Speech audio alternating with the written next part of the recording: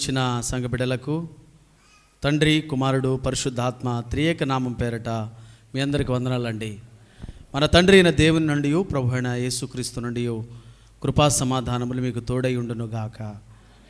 దేవుని సంగమా, దేవుని పిల్లలారా, మరి ఈరోజు ఏం వాక్యం చెప్పాలని ఆశపడుతుండగా దీన మనస్సు గురించి మీతో నేను మాట్లాడాలని ఆశపడుతున్నాను. ఎందుకంటే క్రైస్తవ జీవితంలో దీన మనస్సు అనేది చాలా ప్రాముఖ్యమైనది. దేవుడు దీనులకు పరలోక రాజ్యాన్ని అనుగ్రహిస్తాడు. గర్విష్ఠులు దేవుని రాజ్యానికి వారసులు కాలేరు, కానీ దీనులు మాత్రమే పరలోక రాజ్యాన్ని స్వతంత్రించుకుంటారు. వినయ మనస్సు, తగ్గింపు గల మనస్సు, లేదంటే దీన మనస్సు, లోలీనెస్ ఆఫ్ మైండ్ అన్నారు, తగ్గింపు గల మనస్సు. సంఘములో కానీ, సమాజంలో కానీ, మన ఆత్మీయ జీవితంలోనూ కానీ, మన అనుదిన ఆత్మీయ జీవితంలో, మన ప్రయాణంలో దీన మనస్సు అనేది చాలా ప్రాముఖ్యమైన అంశం. వాస్తవానికి మనం దీన్ని పక్కన పెట్టేస్తూ ఉంటాం. దాన్ని మనం దీన మనస్సును అంతగా పట్టించుకోము. కానీ ఆత్మీయ జీవితానికి, అంటే దేవుడు మనల్ని ఇష్టపడడానికి ఒక చక్కటి ఆయుధము దీన మనస్సు. కాబట్టి దీన మనస్సు గురించి కొన్ని మాటలు నేను మీతో చెప్పి ముగించడానికి ఇష్టపడుతున్నాను. మొదటిగా ఫిలిప్పీలకు రాసిన పత్రిక 2వ అధ్యాయము. అపోస్తుడైన పౌలు ఫిలిప్పీ సంఘానికి తెలియచేస్తున్న కొన్ని మాటలు, మనకు తెలిసిన మాటలే, అనేక సార్లు ఈ మాటలు చదువుకున్నాం. అయినప్పటికీ దేవుడు మనకిచ్చిన ప్రేరేపణను బట్టి ఈ మాటలు చదువుకుందాం. మొదటి 2 వచనాలు చదివి సహాయం చేయండి అమ్మా. కావున క్రీస్తునందు ఏ హెచ్చరిక అయినను, ప్రేమ వలన ఆదరణ అయినను, ఆత్మయందు ఏ సహవాసమైనను, ఏ దయారసమైనను, వాత్సల్యమైనను ఉన్న ఎడల మీరు ఏక మనస్కు లగునట్లుగా, ఏక ప్రేమ కలిగి, ఏక భావము గలవారుగా ఉండి, ఒక్కదానియందే మనస్సు నుంచుచు నా సంతోషమును సంపూర్ణము చేయడి. 3 కూడా చదువునానా. కక్ష చేతనైనను, వృధాతిశయము చేతనైనను ఏమీయు చేయక, అదిగోండి, వినయమైన మనస్సు గలవారై ఒకనినొకడు తనకంటే యోగ్యుడని ఎంచుచు. హల్లెలూయా. అంటే మనల్ని మనం ఎప్పుడు ఏం ఆలోచన చేసుకోవాలంటే, నా ప్రక్కన ఉన్నవాడు నాకంటే యోగ్యుడని మనం ఎంచుకోవాలంట. కానీ మొదటిగా మనలో కలిగేది ఏంటంటే, మనమే గొప్ప అనే ఆలోచనలోకి వచ్చేస్తాం. అవునంటారా కాదంటారా? ప్రతి సమయంలో.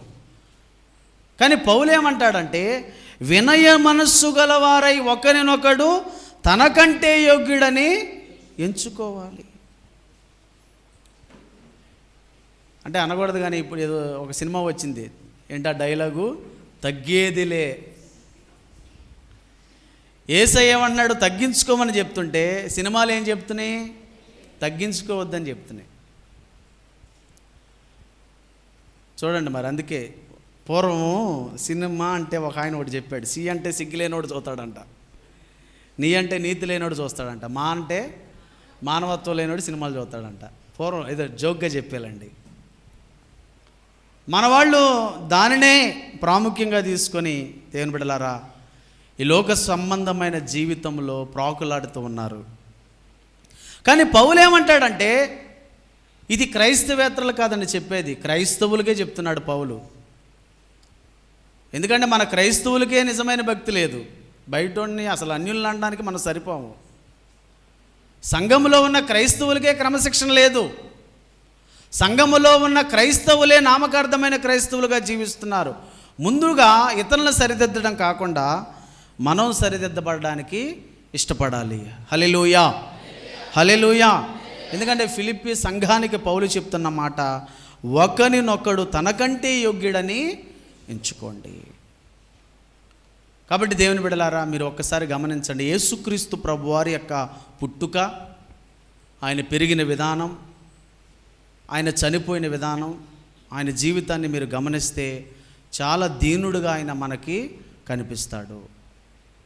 కాబట్టి దీన మనస్సు అనే వస్త్రాన్ని ఆయన ధరించుకొని దీనుడుగా ఆయన జీవించి దీనత్వం అంటే ఏంటో చూపించి ఆయన చనిపోయాడు. దేవుని బిడ్డలారా, మరి క్రైస్తవ జీవితంలో క్రైస్తవులమైన మనం దీన మనస్సు కలిగి జీవిస్తున్నామా? లోక సంబంధంగా తగ్గేది లేదు నేనంటే ఏంటి అని అనుకుంటున్నారా? ఒకసారి మీరు ఆలోచన చేసుకోండి. క్రైస్తవ జీవితంలో ఒకరిని మనం ఎప్పుడు ప్రేమించగలమంటే, మనలో ఎప్పుడైతే తగ్గింపు స్వభావం ఉంటుందో, ఎదుటోడు మనకు హాని చేసినా, ఎదుటోడు మనల్ని మాటన్నా, ఎదుటివాడు మనల్ని అవమానించినా వాళ్ళని ప్రేమించే మనసు దీన మనస్సు కలిగిన వారికే ఉంటుంది. అందుకే కొండ మీద ప్రసంగంలో యేసయ్య చెప్పిన అద్భుతమైన మాట, ఆత్మ విషయమై దీనులైన వారు ధన్యులు, పరలోక రాజ్యము వారిది. కాబట్టి మీరు ఏ మనస్సు కలిగి ఉన్నారు? దీన మనస్సు కలిగి ఉన్నారా? లేదంటే ఈ లోక సంబంధంగా వ్యతిరేకమైన, దేవునికి వ్యతిరేకమైన స్వభావాన్ని మీరు కలిగి జీవిస్తున్నారా? అక్కడ మరలా పౌలు ఇదంతా చెప్పిన తర్వాత అదే 2వ అధ్యాయంలో 5వ వచనంలో మళ్ళీ యేసయ్యని జ్ఞాపకం చేసి ఏమన్నాడంటే, అది క్రీస్తు యేసునకు కలిగిన ఈ మనస్సు, అది పైన చెప్పిన అన్ని క్రీస్తు యేసునకు కలిగిన విషయాలు. పౌలేమంటాడు? కక్ష చేతనైనను మిష చేతనైనను సువార్త ప్రకటించబడుతుంది. పర్వాలా అంటే పౌల్ని బీటౌట్ చేయాలని, లేదంటే పౌలు కంటే మించిన బోధ చేయాలని అనేక మంది కక్షతో మిషతో సువార్తను ప్రకటించారు. అయినా సరే పౌలు సహించుకున్నాడు. ఏమని? కక్ష చేతనైనను మిష చేతనైన సువార్త అనేది ప్రకటించబడుతూ ఉంది. రోజుల్లో మీరు యూట్యూబ్ ఛానల్ చూస్తే క్రైస్తవులు పాస్టర్లే కొట్టుకుంటున్నారు. చెప్పడానికి చాలా సిగ్గుగా ఉంది. ఈ మాట చెప్పడానికి నాకు చాలా సిగ్గుగా ఉంది.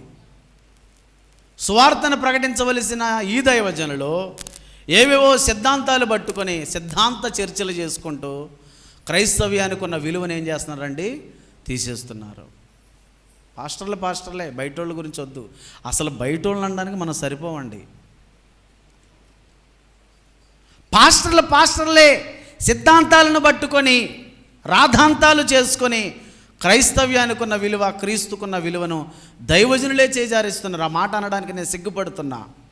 అందరూ కాదు సుమా, కొంతమంది దైవజనులు. మరి క్రీస్తును కలిగిన బిడ్డగా నువ్వు ఎటువంటి మనస్సును కలిగి ఉన్నావు? దీన మనస్సు అనే వస్త్రాన్ని నువ్వు ధరించుకోగలుగుతున్నావా? అందుకే ఒక భక్తుడు అన్నాడు, real leaders are always humble అంట. Real leaders are always humble అంటే నిజమైన నాయకులు ఎల్లప్పుడూ ఎలాంటి హృదయాన్ని కలిగి ఉంటారంట? వినయ మనస్సును కలిగి ఉంటారంట. నిజమైన నాయకులు, రియల్ లీడర్స్ ఆల్వేస్ హంబుల్ అంటే నాయకత్వం వహించేవారు. వాళ్ళు సంఘ పెద్ద అవ్వచ్చు, సంఘ కాపర్ అవ్వచ్చు, బోధకుడు అవ్వచ్చు, ప్యారిష్ ప్రీస్ట్ అవ్వచ్చు, ఎవరైనా అవ్వచ్చు, సంఘ పరిచారకుడు అవ్వచ్చు, ఎవరైనా. రియల్ లీడర్స్ ఎలా ఉంటారంటే ఎల్లప్పుడూ వారు వినయ మనస్సు కలిగిన వారిగా జీవించాలి. ఎందుకంటే ఒక్కసారి మీకు ఒక వ్యక్తిని జ్ఞాపకం చేస్తా. బైబిల్లో ఉన్న వ్యక్తి దైవజనుడైన మోషే. ఎవరండి? దైవజనుడైన మోషే. 6 లక్షల కాల్బలాన్ని నడిపించిన గొప్ప మహోన్నతమైన వ్యక్తి ఆయన. అతన్ని పట్టుకొని మిర్యాము, అహరోను అనరాని మాటలు అన్నప్పుడు దేవుడు వారికి శిక్ష వేశాడు. ప్రవక్తి అయిన మిర్యాముకి ఏమొచ్చిందండి? కుష్ఠవ్యాధి వచ్చింది. దేవుని దృష్టిలో పాస్టర్ లేదు, యాక్టర్ లేదు, విశ్వాసం లేదు. తప్పు చేస్తే ఎవరికైనా ఒకే శిక్ష. ప్రవక్తిగా పిలువబడిన మిర్యాముకి కుష్ఠవ్యాధి వచ్చింది. దేవుని సన్నిధిలో ఉండవలసిన మిర్యాము పాళెముల వెలుపులకు వెళ్ళిపోయింది. కుష్ఠవ్యాధి వచ్చిన వాళ్ళు పాత నిబంధనలు అప్పుడున్న కాలము ప్రకారం శపించబడిన వారితో సమానం. దేవుని బిడ్డలారా, మరలా ఆమె కోసం మోషే ఏం చేశాడంట? ప్రార్థన చేశాడు.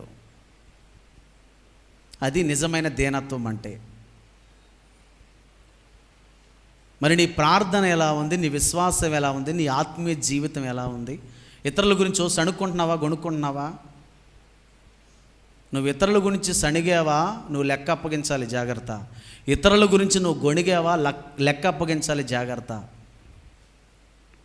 కాబట్టి దీన మనస్సు అనేది క్రైస్తవ సంఘమైన, క్రైస్తవ సమాజమైన మనము ఆ దీన మనస్సు, లోలీనెస్ ఆఫ్ మైండ్, తగ్గింపు గల మనస్సు, వినయ మనస్సును మనం ధరించుకోవాలి. దేవుని సన్నిధిలో పచ్చని ఒలీవ మొక్కల్లాగా మనము ఎదగాలి. అది చాలా ఇంపార్టెంట్. ఈ రోజులు ఎవరు ఖాతరా చేయట్లేదు దీన మనసుని.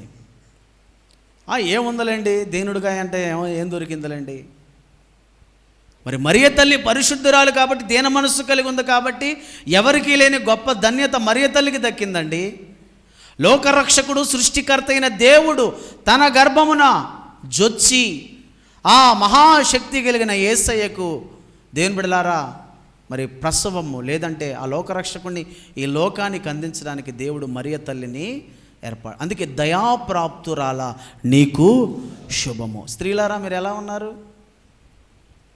మీ భర్తల ఎడల మీరు ఎలా ఉన్నారు? దీన మనసును ధరించుకొని జీవిస్తున్నారా? మీ భర్త పనికెళ్ళి వచ్చిన తర్వాత పెట్టగా అంటున్నారా? ఎలా ఉన్నారు స్త్రీలారా? ఎలా ఉన్నారు? ఇక్కడికి వచ్చి మీరు అందంగా చందంగా పాటలు పాడడం కాదు, మీ ఇంట్లో మీ ఆత్మీయ జీవితం ఎలా ఉంది, నీ వీధిలో నిన్ను గురించి ఏం చెప్పుకుంటున్నారు, నీ సంఘములో నీకున్న సాక్ష్యము ఏంటి? దేవుడు పైరూపమును చూసేవాడు కాదండి, దేవుడు హృదయ అంతర్భాగాలను లక్ష్యపెట్టే దేవుడు. హల్లెలూయా, హల్లెలూయా. రహస్యంగా ఉన్నప్పుడు నువ్వేం చేస్తున్నావు? ఒంటరిగా ఉన్నప్పుడు నీ జీవితం ఏమిటి?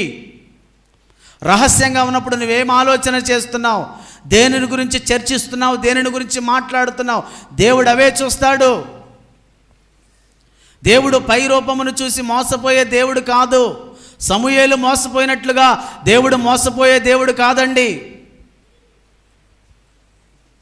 ఇప్పుడు దీన మనస్సు అనే వస్త్రాన్ని ధరించుకోవడానికి మనం ఇష్టపడదాం. ఒక చిన్న హిస్టరికల్గా ఒక అతను జాన్ వుడెన్ అనే ఒక అతను ఉన్నాడంట. ఆయన బాస్కెట్బాల్ ఫార్మర్ కోచ్ అంట, బాస్కెట్బాల్ ఫార్మర్ కోచ్.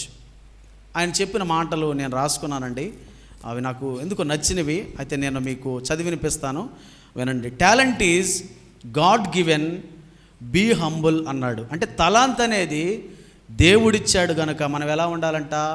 తగ్గింపుతో ఉండాలంట. Talent is God given, be humble.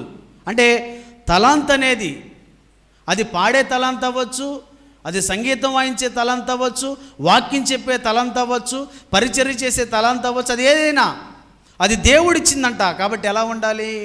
తగ్గింపుతో ఉండాలి. Fame is man given, be thankful.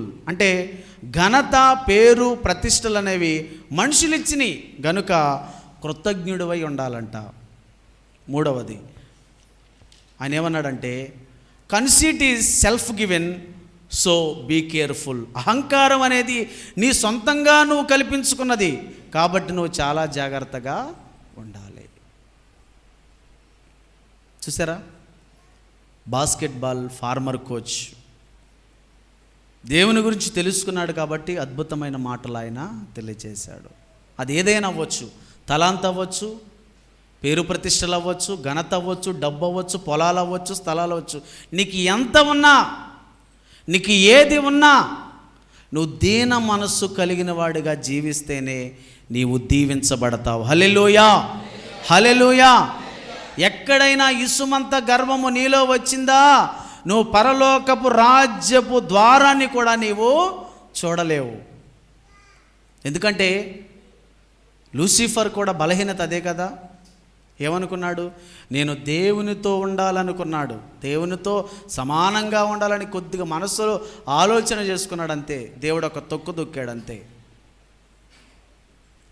కాబట్టి దేవుని పిల్లలారా, వాక్యం చెప్పే మేమైనా వినే మీరైనా ఎవరైనా క్రైస్తవులు ఎవరైనా వారు దీన మనస్సును కలిగి ఉన్నప్పుడే దేవుని నామానికి ఘనత, నీ జీవితానికి ఆశీర్వాదం.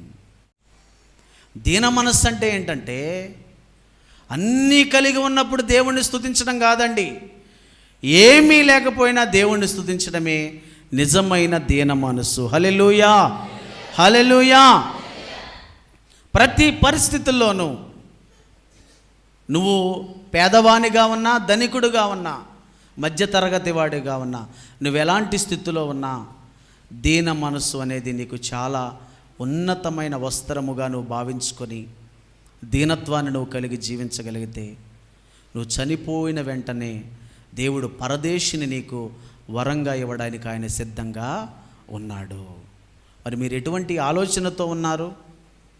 మీరు ఎటువంటి తలంపులతో ఉన్నారు? ఒక్కసారి మిమ్మల్ని మీరు దేవుని బిడ్డలారా స్వపరీక్ష చేసుకోవలసిందిగా ప్రేమతో నేను మీకు తెలియచేస్తున్నాను. యోహాను సువార్త 3వ అధ్యాయము తగ్గింపు గురించి కొన్ని మాటలు. యోహాను సువార్త 3వ అధ్యాయము 22వ వచనం, 3:22. అటు తర్వాత యేసు తన శిష్యులతో కూడా యోదయా దేశమునకు వచ్చి అక్కడ వారితో కాలము గడుపుచు. ఎవరంట బాప్తిస్మాలు ఇచ్చేదమ్మా? ఎవరిస్తున్నారు బాప్తిస్మాలు? యేసు. యోహానా అబ్బా బొట్లో పడ్డారే. ఎవరిచ్చారు అక్కడ బాప్తిస్మాలు? ఇప్పుడు చదువునాను 23వ వచనం. సలీము దగ్గరన్న ఐనోను స్థలమున నీళ్లు విస్తారముగా ఉండెను గనుక యోహాను కూడా అక్కడ బాప్తిస్మం ఇచ్చుచు జనులు వచ్చి బాప్తిస్మము.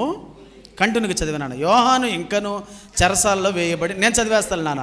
శుద్ధీకరణ ఆచారమును గూర్చి యోహాను శిష్యులకు ఒక యూదునితో వివాదము పుట్టెను గనుక వారు యోహాను వద్దకు వచ్చి, బోధకుడా, ఎవడు యోర్దానుకు అవతల నీతో కూడా ఉండెనో నీవెవని గురించి సాక్ష్యం ఇచ్చితువో, ఇదిగో ఆయన బాప్తిస్మం ఇచ్చుచున్నాడు, అందరూ ఆయన యొద్దకు వచ్చుచున్నారని అతనితో చెప్పిరి.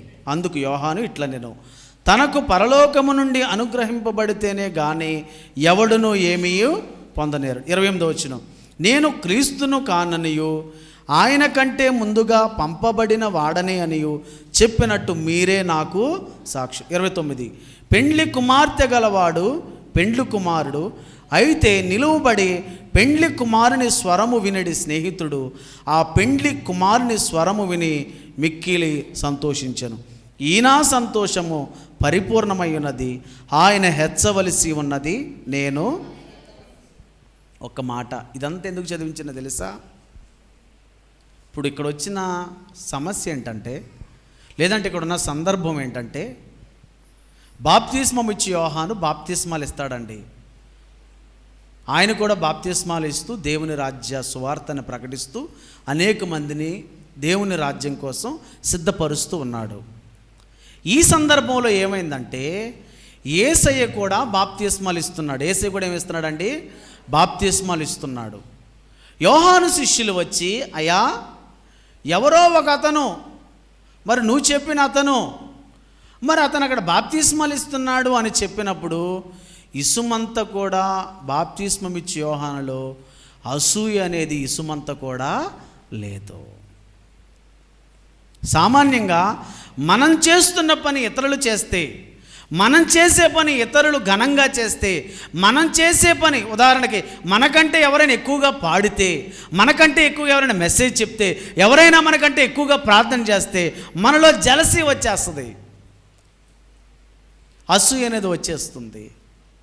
కానీ యోహాను ఏమన్నాడు తెలుసా? ఆయన హెచ్చవలసి ఉన్నది నేను తగ్గవలసి. అంటే నీవు ఘనహీనతకు చెందిన సందర్భంలో కూడా నువ్వు తగ్గింపు మనస్సు కలిగి ఉండటం దీన మనస్సు. మరి ఆ మనసు మీకుంటుందా? మనకు ఉంటుందంటారా? నన్ను కూడా కలుపుకుంటాలే. మనం ఘనత చెందే ప్రదేశంలో ఘనహీనతకు గురైనప్పుడు నువ్వు దీన మనస్సు కలిగి ఉండాలి. అది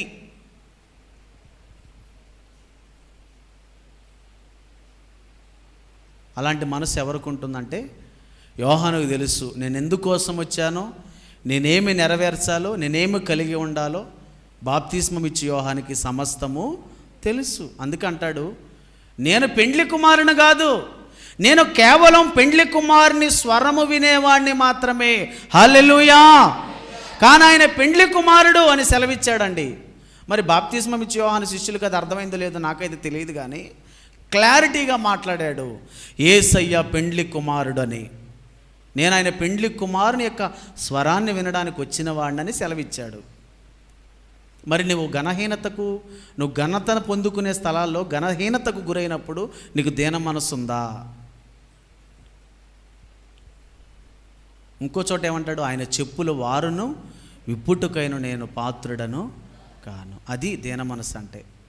దీన మనస్సు అంటే కునీపురుతనం, వందనాలు అయ్యారండి, ఇది కాదు దీన మనస్సు అంటే. వేషధారణ కాదు దీన మనస్సు అంటే. నెమ్మదిగా ఉండటం కాదు దీన మనస్సు అంటే. శత్రువుని ప్రేమించడం దీన మనస్సు, హింసించిన వారి కోసం ప్రార్థన చేయడం దీన మనస్సు. నువ్వు ఘనత పొందే ఆ పరిస్థితుల్లో ఘనహీనతకు గురైనప్పుడు కూడా నువ్వు తగ్గింపు కలిగి ఉండటం నిజమైన దీన మనస్సు. అది ఎవరిలో కనిపిస్తుందంటే యోహానులో మనకి కనిపిస్తుంది. కాబట్టి ఒక ఉన్నతమైన దీన మనస్సు అనే వస్త్రాన్ని బాప్తిస్మం ఇచ్చి యోహాను ధరించుకొని ఉన్నాడు. అందుకే పాపాన్ని ఖండించే విషయంలో, సత్యాన్ని నిలబెట్టే విషయంలో హతసాక్షి అయిపోయాడండి ఆయన. ఈ రోజులు ఏమైపోయింది, నా బోధ గొప్పది, నా గొప్ప. ఈ యూట్యూబ్ ప్రసంగికులందరూ నాది గొప్ప, నా బోధ గొప్ప అని చెప్పుకోవడమే సరిపోతుంది. కానీ అసలు యేసయ్య సర్వసృష్టికి వెళ్ళి సువార్తను ప్రకటించమన్నాడనే సబ్జెక్ట్ చాలామంది మర్చిపోయారండి.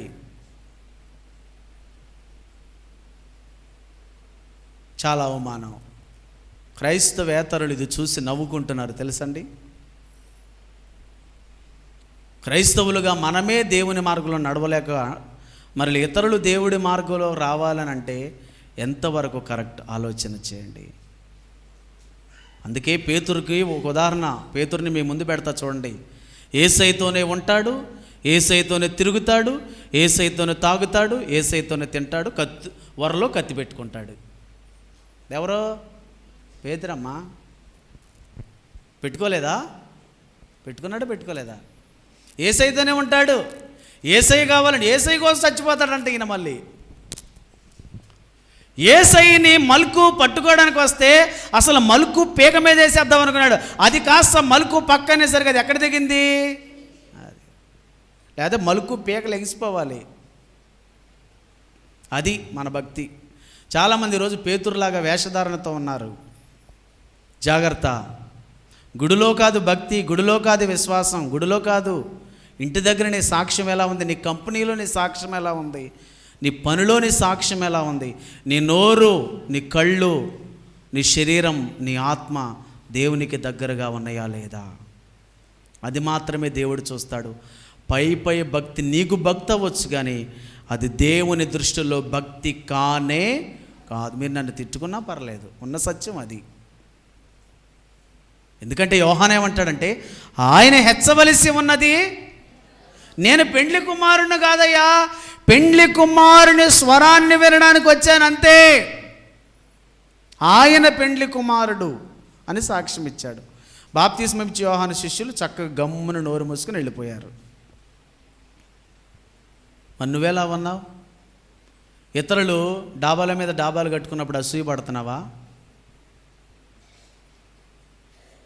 అసూయ చాలా ప్రమాదం, వ్యాధికి గురి చేస్తుందండి అసూయ. కుళ్ళు, మన భాషలో ఏంటండి కుళ్ళు. మానసికమైన వేదనకు గురవుతుందంట అసూయ మనలో ఉన్నప్పుడు. ఆ మానసికమైన ఒత్తిడి అనేక వ్యాధులకు గురి చేస్తుంది. జాగ్రత్త. ఇతరులు హెచ్చించబడేటప్పుడు, ఇతరులు ఆనందించేటప్పుడు, ఇతరులు ఎదుగుతున్నప్పుడు వారిని బట్టి మనం ఏం చేయాలంట, సంతోషించాలి. దేవుని బిడ్డలారా ఆలోచన చేయండి. మనం ఆరోగ్యంగా, అందుకే నేను అంటా జంగం దానియేలు గారిని, ఈ వయసులో దేవుడు ఇంత మంచి ఆరోగ్యాన్ని మీకు ఎలా ఇచ్చాడండి? నాకు 32 సంవత్సరాలు, గ్యాస్ ట్రబుల్ అన్నీ ఉన్నాయి, ఒక షుగరే లేదులేండి. అది కూడా వస్తే ఆశ్చర్యపడవసరలా. మరి అంత ఆరోగ్యంగా ఆయన ఎందుకు? ముక్కుసూటి మనిషి, పొగడ్డానికని కాదండి. నేను ముక్కుసూటి చేయట్ల, ముక్కుసూటి మనిషి. నన్ను కూడా అవసరమైతే ముక్కుసూటిగానే ఆయన మాట్లాడతారు. ఆ తత్వం ఉండాలి. మనమేంటో మనలాగానే ఉండాలండి. మనమేంటో మనలాగానే ఉండాలి. సీతాకోక చిలుకలాగానే ఉండాలి. పావురంలాగా ఉండాలి. కాకిలాగానే ఉండాలి. కాకంట సున్నం తొట్టులో మునిగిందంట పావురంలాగా అవ్వటానికి. వర్షం పడితేనంట కాకుకున్న సున్నమంతా పోయింది. అది కాబట్టి దేవుని బిడ్డలారా జాగ్రత్త. దేవుడు చూసేది ఏంటంటే దీన మనస్సు. హల్లెలూయా, హల్లెలూయా. ఒక చిన్న ఉదాహరణ, యోసేపును గోతిలో పడేశారా? చంపేద్దాం అనుకున్నారు. అసలు ఎంత దుర్మార్గులండి. కానీ రూబేను చాలా ప్రేమ కలిగిన వాడండి. ఇంట్లో పెద్దవారు ప్రేమ కలిగి ఉంటారు. మీరు ఎక్కడైనా గమనించండి. ఇంట్లో జ్యేష్ఠ కుమారుడు ప్రేమ కలిగిన వాడిగా ఉంటాడండి. అరే వాడు మన రక్త సంబంధిరా, వాడిని చంపకూడదురా. గోతులో పడేసేలా చేశాడు, కానీ యోసేపు మీద చిన్న దెబ్బ కూడా పడనివ్వలా. కాపాడాడు యోసేపుని. ఏమైందో తెలుసా? యోసేపు ఎక్కడికి వెళ్ళాడండి? ఏ దేశంలోకి వెళ్ళాడమ్మా? ఐగుప్తు దేశంలోకి వెళ్తే ఏదంటారు కదా, తృణీకరించబడిన రాయి మూలకు తలరాయి అయిందంట. మరి వారే పని మనుషుల్లాగా వెళ్ళి యోసేపు ముందు వచ్చని, అయ్యా మేము పలానా దేశం నుంచి వచ్చామయ్యా, కొద్దిగా మాకు ఆహారాన్ని పెట్టండి అయ్యా అన్నారు. ఎవరి ముందు నిలబడి? యోసేపు ముందు. అది దీనులను దేవుడు హెచ్చిస్తాడండి. మనుషులు ఏముందండి, ఈరోజు పొగిడేవాడు రేపు తిడతాడు, ఈరోజు తిట్టేవాడు రేపు పొగుడుతాడు. నీ దగ్గర 4 పైసలు అంటే భజన చేస్తారండి. దేవుని బిడ్డలారా, యోసేపు ఏమన్నా కోపగించాడండి? ఎరా మీ ఎంతో తేలిస్తానరా, నన్ను పడేసారు గోతులు అన్నాడా? అనలా. మీరు అలా చేశారు కాబట్టి నేను ఎలా ఉన్నాను అని సాక్ష్యం ఇచ్చాడు. హల్లెలూయా. ఆ పరిస్థితుల్లో కూడా దీన మనస్సు అనే వస్త్రాన్ని యోసేపు కలిగి జీవిస్తూ దేవుని నామాన్ని ఏం చేశాడండి? మహిమపరిచాడు. అందుకే దీనులను, దరిద్రులను, పెంట కుప్పల మీద ఉన్నవారిని దేవుడు ఏం చేస్తాడంట? సింహాసనం ఎక్కించుతాడంట, హెచ్చిస్తాడంట. యేసయ్య అన్నారు కదా, తగ్గించుకొనివారు హెచ్చించబడతారు, హెచ్చించుకొనివారు తగ్గించబడతారు. జలసి వద్దు మనకి, ఏ పరిస్థితుల్లో కూడా వద్దండి. అసూయ వద్దు. అనేక వ్యాధులకు అది మనల్ని బలి తీసుకుంటుంది. తెలియకుండా మన అంతరంగం చాలా వేదనకు గురైపోతుందండి. సంతోషించాలి, ప్రతి పరిస్థితుల్లో సంతోషించాలి, ఆనందించాలి, దేవుని కృపలో ఎదగాలి. తగ్గింపు గురించి మరొక మాట, యోహాను ఆదికాండము 13వ అధ్యాయము. ఆదికాండము 13వ అధ్యాయము. ముగిచేస్తానండి, అయిపోయింది నా సమయం. దానియేలు గారు 10ంటికి అన్నారు, ముగిచేస్తాను. 13వ అధ్యాయం 5 నుండి చదవండి అమ్మా. ఆదికాండం 13:5. అబ్రాముతో కూడా వెళ్ళిన లోతునకు గొర్రెలు, గొడ్లు, గుడారములు ఉండేను గనుక వారు కలిసి నివసించుటకు ఆ ప్రదేశము చాలకపోయెను. ఎందుకనగా వారి ఆస్తి వారు కలిసి నివసించలేనంత విస్తారమై ఉండెను. అప్పుడు అబ్రాము పశువుల కాపురులకును లోతు పశువుల కాపురులకును కలహము పుట్టెను. ఆ కాలమందు కనానీయులు, పెరిజ్జీలు ఆ దేశములో కాపురముండిరి. కాబట్టి అబ్రాము, మనము బంధువులము గనుక నాకు నీకును నా పశువుల కాపురులకు నీ పశువుల కాపురులకు ఏముండకూడదంట? 9వ వచనం, నీ దేశమంతయు ఎదుట ఉన్నది కదా, దయచేసి నన్ను విడిచి వేరుగా నుండుము. నువ్వు ఎడమ తట్టునకు వెళ్ళిన ఎడలా నేను కుడి తట్టునకు, నీవు కుడి తట్టునకు వెళ్ళిన ఎడలా నేను ఎడమ తట్టునకు వెళ్ళుదనండి. లోతుతో గొప్పగా. ఎవరు తగ్గించుకున్నారండి ఇక్కడ? అబ్రామా, లోతా? చెప్పండి అమ్మా, ఎవరు తగ్గించుకున్నారమ్మా? అబ్రాము. అందుకే దీవించబడ్డాడు. ఆస్తి పరిగెత్తుకుంటూ వచ్చింది ఆయన వెనకాల. ఎంత ఆస్తి ఉందో అబ్రహాముకే తెలియదు, అంత ఆస్తిని దేవుడు ఇచ్చేశాడు. దీనత్వం కలిగాడు కాబట్టి, అరే నాయనా, అరే లోతు, అరే బాబో, నీకు నాకు గొడవ ఉండకూడదయ్యా. నీ పశువుల మంద కాపురులు నా పశువుల మంద కాపురులు తిట్టుకుంటున్నారు, కొట్టుకుంటున్నారు, నా గొడవలు అవుతున్నాయి. ఇదిగో ఎటు కావాలో చూసుకో, ఎటు వెళ్తావు, ఆ దిక్కు వెళ్తావు, ఈ దిక్కు వెళ్తావు, నీ ఇష్టం. కానీ దేవుని బిడ్డలారా, తగ్గింపు కలిగి అబ్రహాము ఉన్నాడు కాబట్టి, ఒక అద్భుతమైన ఆశీర్వాదాన్ని, ఒక అద్భుతమైన దీవెనలు అబ్రహాము తన జీవితంలో కలిగి జీవించడానికి ఆ దీన మనస్సు అబ్రహాముకు కారణముగా మారింది. లోతన్లా, బాబాయ్ అదేంటి అలా అంటావు, నీకంటే నేను ఎక్కువ, దిక్కు మొక్కు లేనోడిని, అసలు నాకేం తెలీదు, జ్ఞానం లేనివాడిని, నీ వెంట నన్ను తీసుకొచ్చావు, నా ఆస్తి పెరిగింది, అదంతా నీదయ్యా, నిన్ను నమ్ముకున్న యెహోవా దయ వల్ల కలిగింది బాబాయ్, నువ్వు ఎట్టెళ్ళమంటే అనలా అనరండి. హెచ్చించుకునే వాళ్ళు అనరు, జ్ఞానం లేని వాళ్ళ మాట అనరు. వీడికి జ్ఞానం లేదు, ఒకలాంటి దేవుని బిడలారా హెచ్చింపు వచ్చేసింది. ఎందుకు వచ్చిందో తెలుసా? ఒక మనిషికి హెచ్చింపు వచ్చిందంటే పెద్దల సలహా తీసుకోడు. యవనస్తులు ఈరోజు ఎందుకు చెడిపోతున్నారు తెలుసా? తల్లిదండ్రులు చెప్పే సలహాలు యవనస్తులు పాటించట్లేదు. పెద్దవాని సలహాలో తీసుకున్నాడా, తీసుకోలేదా? తీసుకోలా, తృణీకరించాడు. ఒక్క మాటలో చెప్పాలంటే వెళ్ళాడు, మందు పోవేశారు. ఎవరు మందు పోసారు? కన్న కూతురు ఏం చేశారు? మా ద్రాక్షారసం పోసారు, పాపం చేసేశారు, అక్రమ సంతానం పుట్టేసింది. అది కొంచెం తండ్రికి ద్రాక్షారసం త్రాగించి, వద్దులే నాన్నకి ఆ మాట బాగోదులే, వద్దులే. చూసారా? నేనంటాను, అంటే మనం ఏది చెప్పలేమనుకోండి, నేనంటాను అదే అబ్రహాము సలహాగాన తీసుకుంటే అబ్రహాము తప్పనిసరిగా దేవునితో ఆ విషయాన్ని పెట్టి ప్రార్థించి ఏ దిక్కుకు వెళ్ళాలో తప్పనిసరిగా లోతుకి చెప్పేవాడే. గట్టిగా చప్పలు కొట్టండి. ఎందుకు చెప్తున్నాను తెలిసి ఈ విషయం? అబ్రహాము ప్రార్థన చేసుకోకుండా ఏ పనిని ఆయన చేయలేదు. సొంత నిర్ణయాలు, యవనస్తులైన ఆడపిల్లలారా, యవనస్తులైన మగపిల్లలారా, సొంత నిర్ణయాలు తీసుకోమాకండి, గోతులో పడిపోతారు.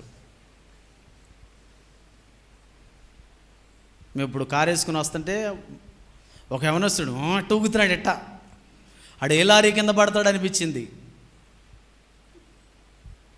యవన కాలంలోనండి, చిన్న చిన్న వయసులో గంజాయి, సారా, గుట్కా, పనికిమాలిన మత్తు పదార్థాలకు, త్రాగుడికి, జోదానికి బానిసలైపోయి అమూల్యమైన యవ్వన జీవితాలను పాడు చేసేసుకుంటున్నారండి. దేవుడు అన్నాడు, యవనస్తులారా మీరు బలవంతులు, మీ శక్తి, మీ బలం దేవుని కోసం అని దేవుడు చెప్తే మీరు ఆ వారి బలము, వారి శక్తి అంతా లోకానికి ఉపయోగించేస్తున్నారు. నా సమయం అయిపోయింది.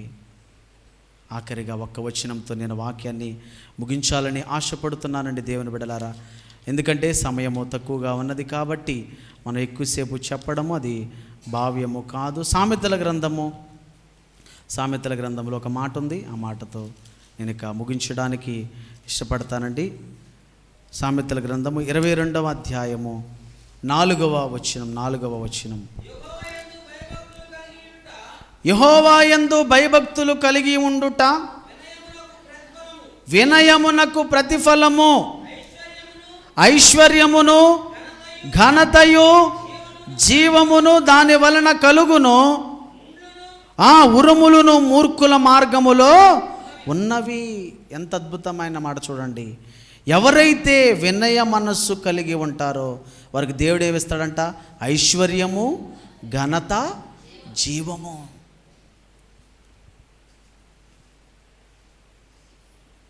మరి ఇన్ని ఆశీర్వాదాలు ఉన్నాయి. ఎవరైతే యెహోవా యందు భయభక్తులు కలిగి వినయముకు, ఎవరైతే ఆ వినయ ప్రతిఫలం ఎవరైతే కలిగి ఉంటారో దేవుడు వారికి ఐశ్వర్యము, ఘనత, మూడవది ఏంటండి? జీవమునివ్వడానికి ఆయన సిద్ధంగా ఉన్నాడు. లోక సంబంధమైన ఐశ్వర్యం కోసం వెంపర్లాడకండి, లోక సంబంధమైన ఘనత కోసం వెంపర్లాడకండి. ఒకటి మాత్రం గుర్తు తెచ్చుకోండి, లోకములో నీకు ఘనత వచ్చిందా, దేవునిలో నీకు ఘనత లేనట్లే. ఎందుకంటే ఒక మాట మీతో చెప్తానండి, సద్భక్తితో బ్రతుకు నిర్దేశించు వానికి ఏం కలుగుతాయి అంట? హింస కలుగుతుందంట. నిజంగా దేవుని బిడ్డలారా వాక్యానుసారంగా జీవించినప్పుడు, నిజంగా వాక్యానుసారంగా బోధించినప్పుడు, నిజంగా వాక్యానుసారంగా మన జీవితాన్ని కట్టుకోవాలని ఆశపడినప్పుడు ఎన్నో అవమానాలు వస్తాయి, ఎన్నో నిందలు వస్తాయి. ఎందుకంటే భక్తి కలిగిన వాడు, వినయ మనస్సు కలిగిన వాడు, దేవుని వాక్యానుసారంగా నడిచేవాడు లోకములో ఇమడలేడండి. లోకం వాడిని చంపేస్తుంది. కాబట్టి దేవుని బిడ్డలారా, నేను ముగిస్తూ ఉన్నాను. ఆది అపోస్తులైన వారు దేవుని కోసం తమ జీవితాలు సమర్పించారు. తోమా మన దేశానికి రావడానికంట, దేవుని బిడ్డలారా ఎలా వచ్చాడు మన దేశానికంటే ఒక చిన్న ఉదాహరణ చెప్పి నేను ముగించేస్తా. పెంతెకోస్తు పండుగ దినానంట తోమా, దేవుని బిడ్డలారా, ఆ మలయాళం ఆ భాషలో ప్రవచిస్తూ ఉన్నాడంట. దేవుని బిడ్డలారా, ప్రవచిస్తున్న సందర్భంలో పేతురు వాళ్ళందరూ ప్రార్థన చేసి తోమా గారిని మన దేశానికి పంపించారంట. ఎవరైతే ఆనాడు పెంతెకోస్తు పండగ దినాన అక్కడ ఆత్మను పొందుకున్నారో, దేవుని సన్నిధిలో ఎవరైతే ఎదిగారో, దేవుడు వారిని ఏర్పాటు చేసుకొని దేశ విదేశాలకు వెళ్ళి సువార్తను ప్రకటించి, దేవుని బిడ్డలారా, అనేక ఆత్మలను దేవుని సన్నిధిలో ఉజ్జీవింపచేయడానికి దేవుడు ఆనాడు ఆది అపోస్తలులను ఎన్నుకున్నాడు. కాబట్టి నేను మీకు చెప్పేది ఏంటంటే, క్రైస్తవులమని జీవిస్తున్నాం, బ్రతుకుతున్నాం, కానీ దీన మనస్సు అనేది మన జీవితంలో ఉందా? ఆ దీన మనస్సు అనే వస్త్రము మీలో లేకపోతే మీరు దేవుని యొక్క ఐశ్వర్యాన్ని పొందుకోలేరు, దేవుని యొక్క ఘనతను పొందుకోలేరు, అలాగే దేవుని యొక్క జీవాన్ని కూడా మీరు పొందుకోలేరు. కాబట్టి దీన మనస్సును కలిగి ఉందాం, దీనులుగా జీవిద్దాం. దేవుడు మనకు అనుగ్రహించే జీవ కిరీటాన్ని మనం పొందుకుందాం. ఈ కొద్ది మాటలో దేవుడు మనందరి వినికిడిలో దీవించునుగాక. ఆమేన్. నిలువు మోకాళ్ళు వేయండి, ప్రార్థన చేసుకుందాం. అందరూ నిలువు మోకాళ్ళు వేయండి. ఒక చిన్న ప్రార్థన చేసుకుందాం. నిలువు మోకాళ్ళు వేయండి అమ్మా, అందరు నిలువు మోకాళ్ళు వేయాలి. దయచేసి నిలువు మోకాళ్ళు వేయగలిగిన వారందరూ ఒక చిన్న ప్రార్థన, ఎవరికి వారు, దేవా దేన మనస్సును మేము కలిగి జీవిస్తామయ్యా. ఒక్క మాట దేవునితో చెప్తారా? ఒక్క మాట దేవునితో చెప్తారు. దేవా మమ్మల్ని మేము హెచ్చించుకుంటున్నామయ్యా, మమ్మల్ని మేము తగ్గించుకునే కృపను మాకు దయచేయండి అయ్యా. అది ఏ పరిస్థితులైనా సరే, అది సంఘంలోనైనా, సమాజంలోనైనా, అది ఎక్కడైనా, ఏ పరిస్థితుల్లోనైనా తండ్రి తగ్గించుకునే స్వభావాన్ని మాకు ఇవ్వండి అయ్యా.